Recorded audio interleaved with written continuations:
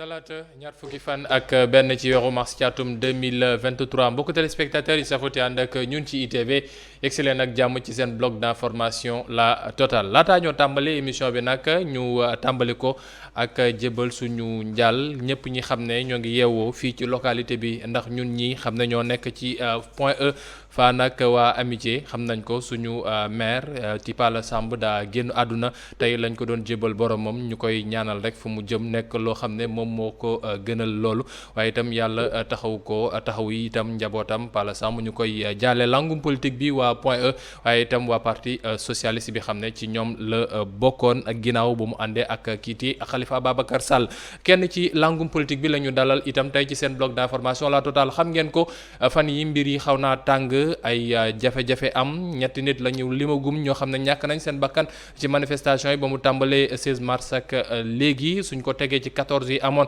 ci atum 2021 mu yegg ci 17 personnes yoo xam ne ñàkk nañ seen bakkan waaye nag lii xam ne moom mooy coow wi mooy sénégalais yi nee nañu saa su coow mi amee Ousmane Sonko rek la ñuy gis mu nekk ci kanam ana ñeneen ñi xam ne ñoom ñoo nekk ci biir kujje gi muy ñoom Déthié Fall Khalifa Babacar Sall Malick Gakou Ahmed Aïdara wala ñeneen ñi xam ne ñoom ñëpp dañoo bokk ci Yewwi Askan Wi ndax ni ñuy doxalee nekk na lu gën est-ce que du dañoo nekk di sacrifier ñenn ñi nuñ koy woowee kii di Ousmane Sonko ci combat bile dañoo bëgg profité ci moomam déet loolu la ñuy fas yéene waxtaanee ak suñu gan turam di Mamadou Mbaye nekk secrétaire national à la formation nekk itam directeur école du parti bu parti républicain pour le progrès du PRP seen jiit nekk kii di Déthié Fall Mamadou Mbaye ñu ngi lay ziar di la bàyyi nga nuyu waa Sénégal waa àdduna ñëpp ñoo xam ne ñoo ngi ñuy teewlu. jërëjëf Cheikh Hassan maa ngi lay fay nuyoo maa ngi lay nuyu également à travers toi maa ngi nuyu tout le personnel du groupe profito comme bi mooy sama première émission au niveau de ITV féliciter leen ci liggéey bu rafet bi ngeen di def en un temps record je pense que vous êtes très bien positionné dans l'espace médiatique fii ci Sénégal donc maa ngi leen ci féliciter bu baax a baax di nuyu tous les téléspectateurs ak internautes yi nga xam ne ñu ngi ñuy suivre ci émission bu intéressante bi muy la Total bloc d'information di nuyu également toutes les militantes et tous les militants du parti républicain pour le progrès avec Déthié Fall. jërëjëf alors li ma bëgg tàmbale mooy li xam ne moom la ñëpp di wax am na yenn mbokk yi xam ne sax ay taskatu xibaar la ñeen ñi di wax ne ay chroniqueur la ñoom def nañu ab vidéo di wax ne fi mu toll nii ñi xam ne dañoo nekk ci Yewwi Askan Wi muy Déthié Fall li muy Aïda Mbodj muy Khalifa Babacar Sall muy ñi xam ne ñoom ñëpp ñoo lëngoo ci ginnaaw dafa mel ne da ngeen toog di wax ne booy bi c'est un téméraire na dem lu ko ci dal moom la après ñun ñu mën a récupérer li xam ne moom mooy dividende bi est-ce que c'est le cas yéen waa Déthié Fall yéen waa PRP da ngeen bàyyi Sonko mu dem après ngeen am loo leen ci ndabam. non je pense que même question bi diñ koy ñi koy agité noonu je pense que c'est parce qu'ils sont un peu éloignés de la coalition Yewwi Askan Wi. Je profite de ton antenne pour le dire solennellement coalition Yewwi Askan Wi elle est restée une coalition intacte je le répète encore coalition Yewwi Askan Wi lu xosiwul dërëm xosiwu ko tu vois parce que il faut le dire c'est-à-dire coalition Yewwi Askan Wi li ñu boole moo ëpp li nga xam ni moom moo ñu mën a teqale et nous sommes quasi sûrs que ñi nga xam ni ñoom ñooy distiller rumeur yooyu on le sait et ils sont pas à leur première tentative waa Benno Bokk Yaakaar la ça c'est clair. Est-ce que c'est pas facile ñu attaquer Benno rek. si ñoom la parce que ñoom xam nañ ni la coalition Yewwi Askan Wi c'est une véritable machine électorale ça c'est clair et c'est sûr moo tax ñoom du ñu nelaw du ñu am jàmm tant que peut-être arrivé wuñu peut-être tas cette coalition mais c'est peine perdue parce que nous restons une coalition unie pour le Sénégal et attention c'est extrêmement important à préciser ce n'est pas un combat contre quelqu'un et le président Déthié le rappelle très souvent c'est un combat pour la démocratie c'est un combat contre les actes liberticides du pouvoir de Macky Sall tu vois donc ce n'est pas juste pour les beaux yeux de X maanaam li ñu boole dafa rëy et il faut que les uns et les autres de plus en plus ñu xool depuis le début du combat comment tous ces leaders de grands messieurs de grandes dames également naka la ñu àndee pour poser ensemble les actes et pour faire face au pouvoir de Macky Sall. Donc vraiment c'est vraiment dommage les gens sont dans leur énième tentative. mais est-ce que cette tentative là nekk loo xam ne lu dëggu la parce que dañ koo seetlu itam chaque fois c'est la deuxième fois Ousmane Sonko ñu koy patamee génne ko ci otoom dugal ko ci fourgonnette bi la yoon ay tuuma génn na ci état de santé am ba moom démb feeñ na ci hôpital ak tëdd goo xam ne moo ngi wane ne dafa am lu koy metti fi mu toll nii c'est la deuxième fois mais chaque fois c'est Ousmane Sonko chaque fois gisuñu ñi xam ne ñoom ñoo ànd ak moom. non c'est-à-dire les gens qui disent que gisuñu ñeneen ñi. gisuñu leen sur les images on voit pas. attendez waa Pastef rek la ñuy gis ak. te ñenn ñi Pastef. non c'est normal c'est le véhicule de Ousmane Sonko oto bi muy dugg xam Ousmane Sonko dama koy wax très souvent. c'est une fierté de la coalition Yewwi Askan Wi. c'est une grande fierté de la coalition Yewwi Askan Wi. Ousmane Sonko je le dis très souvent le président Ousmane maa ngi koy nuyu au passage.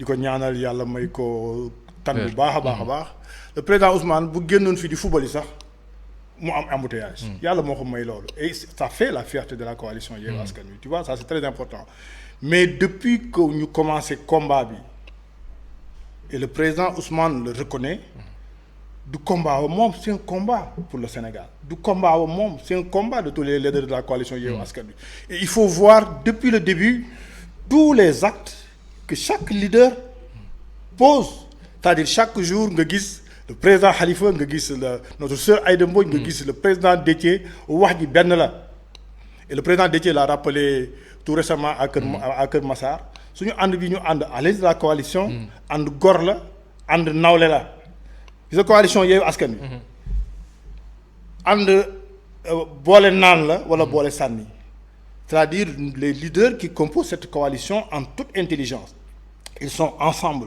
en âme et conscience vous pouvez dire que ne non laa jëloo leen Ousmane Sonko def ko sarax bi. non loolu même non c'est-à-dire cette question ne se pose même pas. parce que tamit le visu parce que xam nga wax nga ni otoom la d'accord mais su événement amee oto Sonko moom la ñuy gis d'accord mais gisuñu sax yeneen kilifa yi. bii xam ne moom moo mujj am photo bi lan lañ ci gis ñoom ñëpp ñoo ngi woon biir tribunal. foofu la ñu ñëw dem toog on les a même pas vus sur le terrain. non c'est-à-dire Cheikh cet événement était imprévisible tu vois c'est-à-dire kenn mënul woon imaginer que le président Ousmane Sonko bu jógee këram di dem tribunal.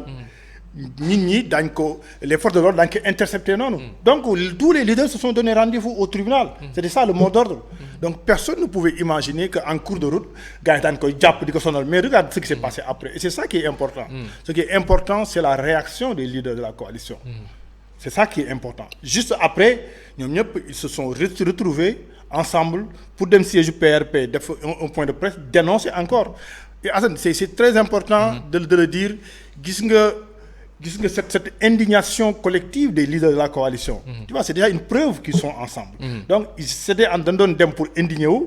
mais après ñoom ñëpp bis bu ne suba ngoon ils étaient au chevet du président Ousmane Sonko. donc tout ça c'est des éléments yu wane ni attention les gens de Benno ils peuvent rêver. mën nañu dem wuti ay sëriñ. wuti ay saltige mën nañu julli di ñaan. la coalition Yewwi Askan Wi elle reste une coalition intacte. et chaque leader loolu lay revendiquer nous sommes un et indivisible c'est ça le message qu'il faut retenir. lan moo tax saa su ne ñuy gis naaj bi Ousmane Sonko ñoom yéen ngeen akimoo liiti déclaration yi ak conférence de presse yi loolu ab laaj la boo xam ne. il faut pas dire ça je vais tenir un exemple. waaw mais li leen ci dellu si incha allah ci ñaareelu pàcc parce que léegi waxtu xibaaru marax yi jot na suñu ganti Mamadou Mbaye nekk secrétaire national à la chargé de la formation nekk itam directeur de l'école du parti républicain pour le progrès maanaam PRP mi xam ne Déthié Fall nekk candidat ci élection présidentielle du 2024 moom moo ko jiitee mbokk yi léegi xibaaru marax yi ñu dellu soit ci kanam incha allah.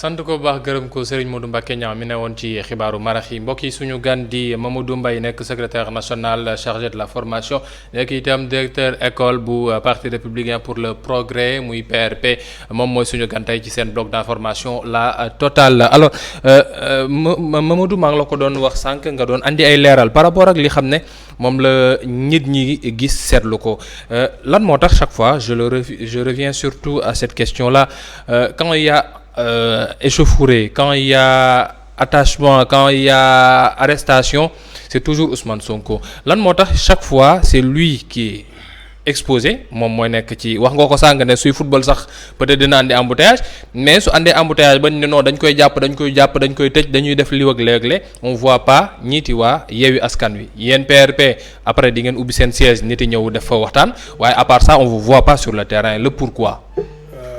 Non je pense que Assane wax Cheikh wax naa la ko sànq et c'est ça le message li ñu war a retenir mooy lu wokkul dërëm wokkul coalition Yewwi Askan Wi. waaw mais déedéet waaye war ko wax waaye itam ñu gis leen. La dernière fois wax naa la ni la kenn mënul woon prévoir parce que le président Ousmane li mu waxoon dafay dem répondre au juge loolu la wax donc ñun ñëpp on s'était donné rendez-vous au tribunal donc tous les leaders étaient au tribunal pour le soutenir et loolu je pense que du soutien bi nekkul woon rek jour le 16 c'était déjà le 14 ou le 15 et le 16 donc c'était vraiment un programme boo xam ne ñun ñëpp ñun ñoo ko jàppandoo woon donc le fait que sur le chemin ñu arrêté que c'était pas prévu maintenant je pense que ce que les Sénégalais retiennent c'est que la coalition Yewwi Askan Wi ñooy àndandoo di yëkkateendoo ñooy àndandoo di tegandoo et puis mën naa la jox juste exemple yéen a d'accord pour moom muy nekk ñu koy jàpp yéen ngeen dem defi déclaration c'est ça la stratégie ou bien non pas du tout wax laa la ñu la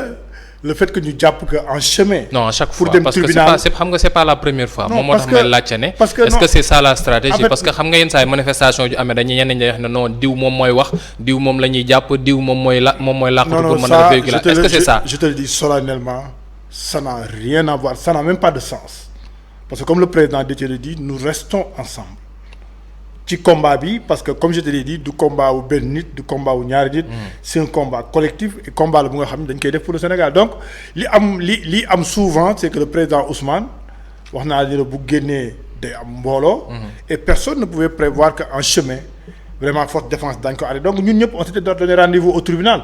et je te dis et ça je le répète il n'est pas seul dans ce combat c'est tous les leaders de la coalition moo tax doo dégg benn leader. bu wax lu xaw a niroog loolu. maintenant. waa boor bële ñoom comme ñoom seen mébét yëpp mooy mbir mi tas. ils sont dans le factuel ñoom ñooy créer non loolu wax na expliqué naa la ko dama ñu la ñoom ñooy créer ce genre de rumeur. mais dégg guma man ku bokk suñu boor coalition Yewwi Askan Wi muy wax lu mel noonu. vraiment même bu ma demoon sax ba benn jour ma dégg que peut-être damay jàpp ni dafa làbbali rek dafa bëgg ñu gën a góorgóorlu rek maanaam dafa xeeb taxawaay bi rek. même bu ma déggoon ku bokk si ñun mu wax loolu. damay jàpp ni xëy na dafa bëgg ñu gën a góorgóorlu rek. dafa bëgg ñu gën a yokk taxawaay bi nga xam ne moom la ñu war a taxaw nekk ensemble autour du président Ousmane ci épreuve yi nga xam ni moom la ko nguuru Macky Sall di teg mais vraiment je le dis solennellement. lu wokkul dërëm yokkul suñu coalition. ci seen coalition googee wax nga ko le 14 le 15 ak le 16 moo wax le 14 moom moo nekkoon ngeen waxoon seen première. le grand meeting le méga meeting bi ngeen def que non pas Kër Massar moo nekkoon fi Akapes la. non Akapes la woon yéen waa Yewwi Askan Wi loolu ngeen woote. muy le 14 na nit ñëpp ñëw wuy si leen Akapes ci manifestation bi ngeen doon def muy sitting bi. le 15. Ousmane Sonko woote ba mu koy def moo ngi nekk ci biir conférence bi xam ne des leaders Yewwi Askan Wi ñoom ñoo toog def seen conférence de presse Ousmane Sonko ne man woote naa le 15 na ñëpp génn ci mbedd mi def désobéissance civile boobu noonu muy manifestation. est-ce que dafa am fissure dans la communication ou bien dans la stratégie ou bien Ousmane Sonko dafa am carnet Yewwi Askan am carnet d'adresse. am yéen seen carnet de manifestation. je pense que la remarque que ñun ñëpp moom la ñuy def. c'est-à-dire. on nous cherche la petite bête à l'intérieur de la coalition. dañuy leerlu non loolu moom maa la expliquer. y a beaucoup de gens yoo xam ni bon ils nous cherchent un peu la petite bête on est un peu épié quoi. sur la marche de la coalition mais je te dis le programme 14 15 16 c'est un programme de la coalition Yewwi Askan Wi. c'est pas un programme. donc c'est Yewwi Askan Wi qui avait décidé c'est Yewwi Askan Wi qui s'est mobilisé du 14 15 et 16. donc c'est pas c'est-à-dire il n'y a pas possibilité de. donc le 15 ba ñuy wax ne manifestation ci dëkk bi yëpp Yewwi Askan moo ko doon Ousmane Sonko parce que ñëpp dañ gis ne. c'est comme si Pastef moo def récupérer ne le 15 man maa ko moom ñun ñoo ko moom. xam nga Ousmane le Pastef il est locomoteur dans la coalition. oui ci locomoteur yi la bokk dans la coalition. mais je te dis c'est le ou bien. il est un des locomoteurs dans la coalition. tu sais une coalition c'est beaucoup d'intelligence. surtout nag bu dee dafa regrouper ay grands messieurs ay grandes dames. tu vois. mais je te dis que nous restons unis ensemble c'est ça le message. ma ne la ku bokk ci ñun sax bu waxee ni vraiment coalition on a l'impression que président Ousmane il est esselé même bu waxee loolu. ñun dañuy jàpp ni daf ñu bëgg làbbali rek. pour ñu gën a yokk suñu taxawaay pour ñu gën a yokk suñu unité. À l'intérieur de cette coalition man noonu laa koy jàppee. heureusement que waa boor bee rek yooyu wax. mais parce que dafa am ñi xam ne ñoo ngi ci biir coalition bi du ma lim tur waaye am nañ ñenn ñoo xam ne nee nañ ñoom par rapport ak prise de parole suñ ko gisee nu muy doxalee tout le temps c'est Ousmane Sonko qui parle en dernier lieu tout le temps c'est lui qui a le plus de temps de parole tout le temps moom suy wax dina woote au combat par rapport à ses exigences par rapport au départ de Macky Sall yow wax nga ne lu bëri moom moo leen dajale mais dafa mel na su ñuy teewlu c'est comme si lenn rek moo leen dajale mooy na fi Macky Sall lu jógee loolu yëpp am ñenn ñoo xam dañu gis ne c'est comme si non Yewwi Askan Wi benn locomoteur la am muy Ousmane Sonko moom li mu wax loolu la ñëpp di doxee su waxee ba pare kenn warute cee teg kàddu. non loolu ce sont ñu nekk en dehors de la coalition. non am na ñu nekk ci biir coalition bi ñu gisee wu non pas du tout ñun ça non c'est-à-dire les gens on a la coalition bi ay grands leaders ñoo fa nekk. àndu nawle la. on n'est pas gêné que président Ousmane jël parole wax au niveau de la coalition il y a pas de problème de ay kuy yoo tase mënul ñàkk am problème leadership. Non, on n'a pas de problème et ça on le dit vraiment pour rassurer tous les militants de la coalition Yewwi Askan Wi et tous les Sénégalais qui soutiennent la coalition parce que la coalition c'est pas juste une affaire de militants de parti.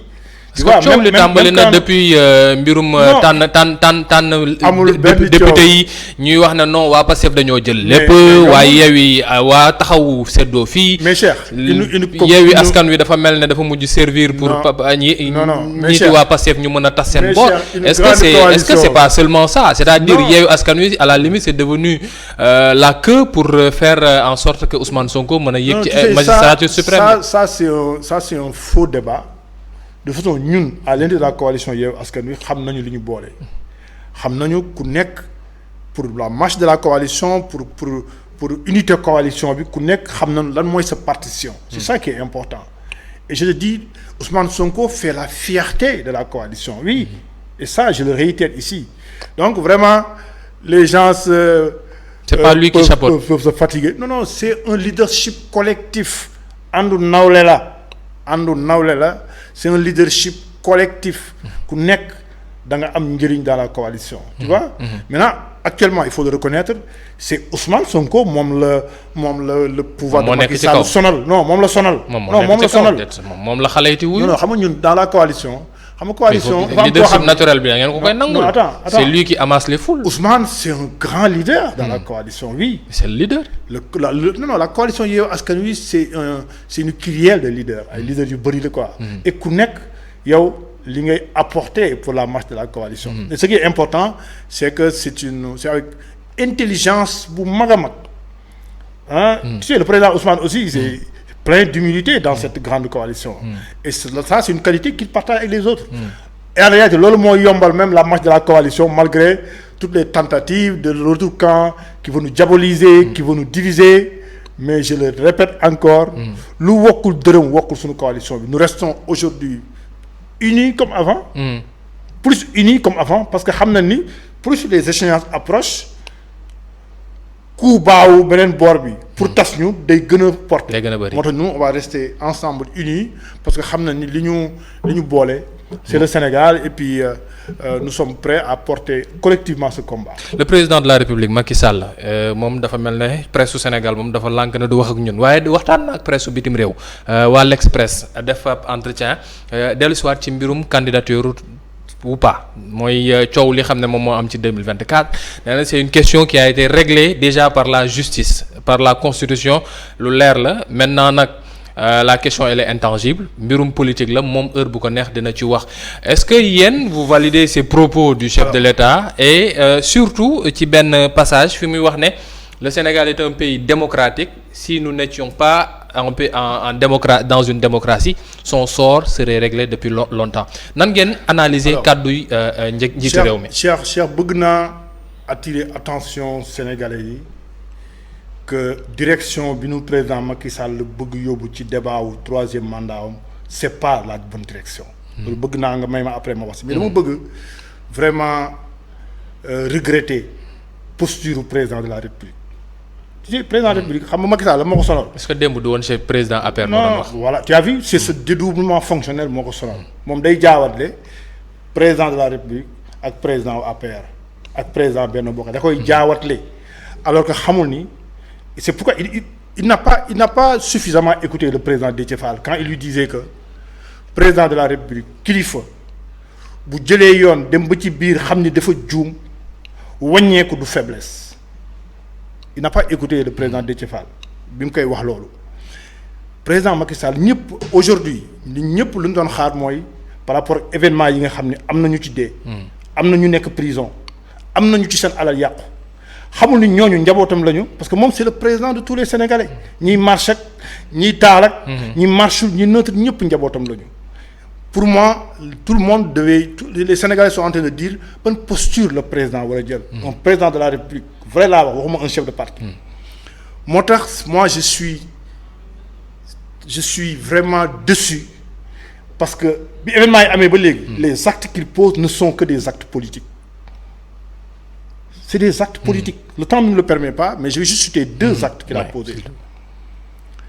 il a comme moom amul génie. gaa yi mu àndal aussi amuñu génie. il a dit gaa yi ñëpp neen c'est un génie politique. non waxuma la non c'est ça là le problème. il est chef d'État on l'a pas nommé pour qu'il fasse de la politique. tu vois moo tax ma ne la amul génie ci côté wu xam un peu quel est le message des Sénégalais. quelles sont les attentes des Sénégalais amul génie boobu. qu'est-ce qu'il a fait premier acte politique il dit dama bëgg ñu auditer xëyu ndaw yi. tu vois ça c'est un acte purement politicien.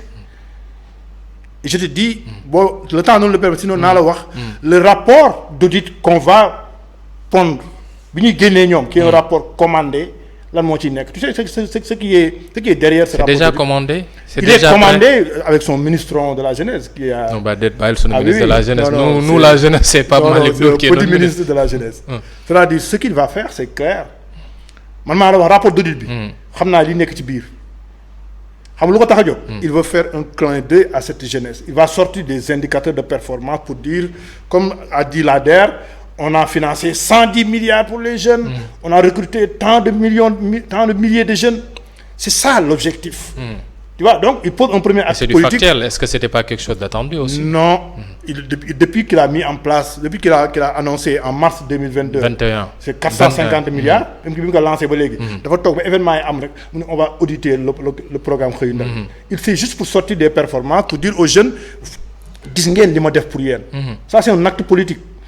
mais na noppal boppam waxuma la jeunes yi bàyyi nañ ko de mais dañoo génn ci moom na noppal boppam donc il pose un premier acte qui est politicien. deuxième acte c'est son doxantu la xam nga doxantu bi pour moi c'est même sociologiquement parlant c'est violent. keroog la woon wala. après ça date parce que y a quand même. non si c'est confirmé. y a quand même amalgame par rapport ak est-ce que doxantu bi bii la wala. non j'ai l'impression que doxantu bi bu bees la. si c'est avéré. c'est même sociologiquement violent. au moment où nit ñi am ñu dee ñi yàqule. yow nga ànd ak sa soxna di doxantu gundaandaat quoi. soxna c'est un Sénégalais. non mais attends mën na doxantu. président de la République la. mais mën na doxantu. ñi gaañ njabootam la ñu anniversaire soxnaam mooy anniversaire mën na ànd ak moom. attends ça va ñun le Sénégal était en deuil parce que benn Sénégalais bu décédé rek.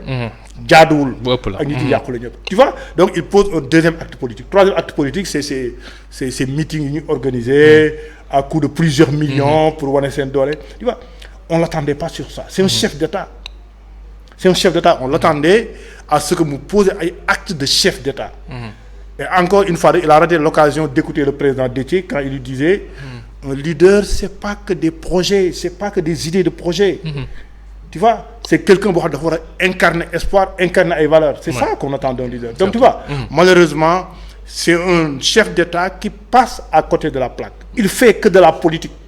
Maintenant, pour répondre à ta question, je le dis à tous les Sénégalais, je veux que tous les juristes objectifs, je parle pas de tes juristes tailleurs ou couturiers. Juriste moom ci ñaari boor yëpp am objectivité aussi am na ñu nekk ci kujje gi ñoo xam ne itam nu mu neexee kujje gi ñu waxee ñi nekk ci nguur gi itam nu mu neexee ça c'est les juristes tailleurs couturiers avec les couturiers à chef. Et je parle des juristes qui sont objectifs. Le président Macky Sall veut nous diriger, veut nous faire croire que daf ñu bëgg gëmloo ni juridiquement il peut être candidat. Non, juridiquement le président Macky Sall mënul briguer beneen candidature. Je dis juridiquement. moom daf ñu bëgg gëmloo ni le conseil constitutionnel l'a réglé bi muy prononcé wu sur la durée du réduction mandat. En réalité il a fait dafa def li ñuy tuddee en droit raisonnement par analogie. C'est le juriste qui parle. Oui. Raisonnement par analogie. moom question bi mu posé woon conseil constitutionnel c'est sur la durée du mandat. Le conseil constitutionnel boo wax ko ni ko mënoo ko wàññi parce que constitution bi ñu la falee woon. constitution bi ñu la falee woon juróom-ñaari at la. Je rappelle au président Macky Sall constitution bi ñu ko falee woon dafa limiter mandat à 2. Tu es d'accord? La constitution de 2001 article 27 modifié en 2008. dafa limiter les mandats à 2. Donc moom bi ñu koy fal. En 2012, c'était sous le régime de la limitation des mandats à 2. N'est-ce pas? Donc juridiquement, il ne peut pas briguer une troisième candidature. Je ne sais pas si les gens se rappellent du libellé de l'article 27.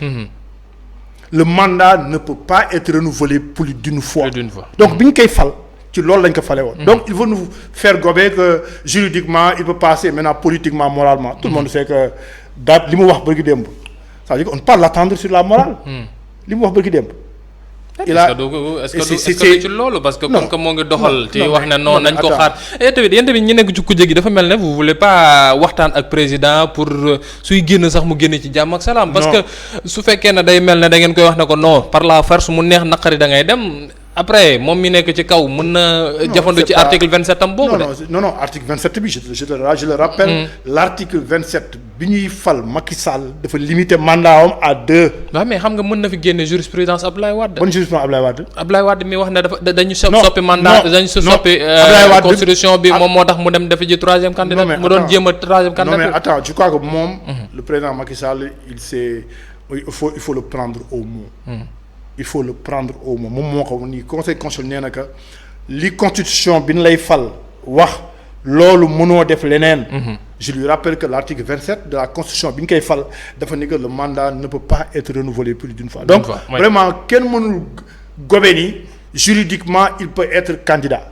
kenn mënu ko gobe donc parce que s'il veut nous amener sur le terrain de la morale bon tout le monde sait que moom sa moralité. c'est le président de la République. Non, j'ai beaucoup de respect pour l'institution qu'il incarne, mais je te dis quand lui il dit waxu démbam mën na wuuteeg waxu tayam wuuteeg waxu subaam. En fonction de la chose politique en fonction du contexte. Tu vois ça c'est même un acte de haute trahison. gis nga non mais Cheikh. yow en fonction parce que là peut-être qu'il parlait en tant que politique mu ni la chose peut changer en fonction de l'affaire politique. mais moom bi muy wax c'était président de la République. Cheikh yow sa émission bi nga koy organiser. c'est juste sur la base de confiance. parole donnée 18h30. et je suis venu à 18h30. sa organisation wu lépp wékkoo ko lu ci sama kàddu.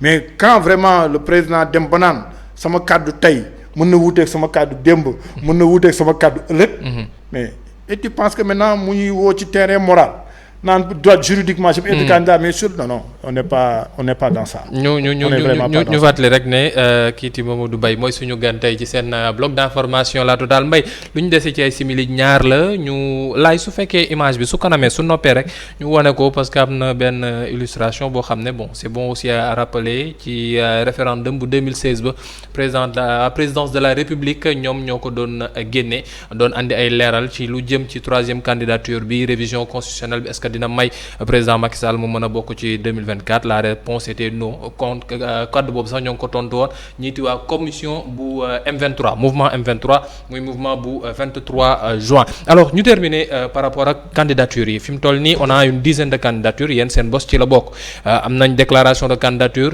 ñaar wala ñett ñoo xam ne leeragul ba léegi ndax ñoom dinañu mën a bokk wut pas muy bosu Khalifa Ababacar Sall muy bosu Karim Meïssa Wade bosu Ousmane Sonko mi xam ne procès bi nii peut-être ci nu muy sottee noonu la ñuy xam ndax dina mën a bokkam déet est-ce que le combat n'aurait pas dû être ci ba ngeen di def dialogue politique ba ñuy waxtaan ci ay dialogue national ñoom seet ñu def révision lii ci code électoral bi ba article yooyee xam ne moom mooy tax nit ñi ñu leen di mën a daan ci affaire yu ndaw ba duñu mën a bokk nekkul woon foofu la xeex bi waroon nekk. non Cheikh bi ngay lim moom génnee ci président Ousmane Sonko parce que président Ousmane Sonko ba tey jii candidat la. waaw mais moo ngi candidature moo ngi ci xott bu tey la nekkul fenn tu penses que nous on va accepter que président Macky Sall di jéem a rendre inéligible le candidat Ousmane Sonko. non bëgg décrédibiliser institution judiciaire pour que après alors que demain yéenay ñëw toog ci nguur gi. non c'est entre deux citoyens. lu fa xew après moom am na ay droits de recours yu bëri yoo xam ne mën na ko def. non mais tu as lu le rapport le rapport du département des États-Unis. Aujourd'hui la confiance bi ñu war a am vis-à-vis de la justice je veux pas généraliser mais vraiment ce parquet aux ordres cette administration politisée je pense qu'on va accepter jouer avec les armes conventionnelles ñu def ñu bàyyi généraliser bi parce que da ngeen di jël parquet bi yëpp jël le parquet da ngeen di bëgg jël parquet bi alors que su mettitee amee da ci parquet bi la ñëpp di dellu si waat. Le parquet formellement il est aux ordres ça c'est institutionnalisé le parquet est aux ordres. C'est un lien hiérarchique avec ce ministre de la justice tu sais c'est le Sénégal ñun Sénégal problème bi ñu gën a am c'est que on a 3 autorités yoo xam ne ñoom ñoo ŋànk réew mi pour moi il faut qu'on s'interroge sur leur profil psychologique. déedéet c'est le ministre de la justice. le ministre de la justice moom moo tàggee boppam moo dee Marseille. parce que moom moo ni moom couturier la. moom moo tàggee boppam moom moo dee biir Marseille. le ministre de l'intérieur moom ku saqal rek. gendarmerie police parquet et cetera. et maintenant un président de la République malheureusement boo xam ni waxu démbam bi vraiment dafa. est-ce que vous êtes prêt à aller en campagne même su fekkee ne Macky Sall dafa ni day dem. 2024 day bokk 2024 en 30 secondes parce que temps bi ñu mayoon jeex na est-ce que vous allez battre campagne. ànd ak moom ba ngir jëlee ko fi être candidat non ce cas de figure n'existe pas au Sénégal. non gis nga loolu gis nga si Macky Sall est candidat nañu tëj faculté de droit yi. nañu bàyyi tribunal yeeg cour d'appel yi. si Macky Sall est candidat nañu arrêter toutes les institutions de ce pays ñu bàyyi lu neex waay def. sincèrement donc ce cas de figure n'existe même pas au niveau de la coalition Yewwi Askan Wi. moom mënul bokk président Déthié le rappelle souvent. Macky Sall mënul bokk. Ousmane Sonko day bokk Khalifa Sall day bokk. foofu ci kàddu yi Mamadou Mbaye moo ne woon suñu gan tey ci seen bloc d'information La Totale moom mi secrétaire national chargé de la formation nekk itam directeur école bu parti républicain pour le progrès du PRP ñu sant ko baax gërëm ko sant itam bu baax ki ne woon ci ginnaaw doon ñu taxawu ci taxawaayu émission bi tey muy Mouhamed Dieng gis ngeen ko ci nataal bi image boobee xam ne moo jógee ca présidence de la République par rapport ak kàddu yi président waxoon wala waa présidence waxoon par rapport ak référendum bu 2016 bi jox leen dig daje mbokk yi ëllëg incha allah beneen bloc d'information La Totale fii léegi boobu ñu bàyyi leen ak xibaaru nasaraan di 19:45 ak soxna Aïssata Ndiaye Fall merci beaucoup.